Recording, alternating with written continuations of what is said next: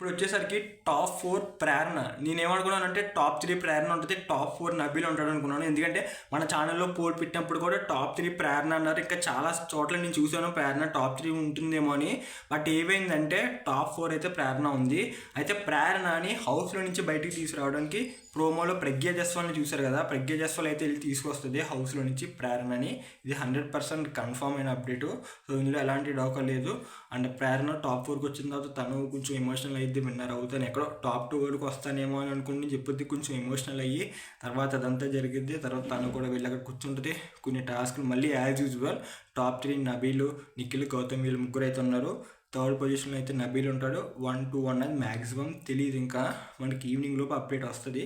So ఈ లోపు ఏది వచ్చినా ముందే చెప్తాను. And thank you for watching. Do subscribe our channel.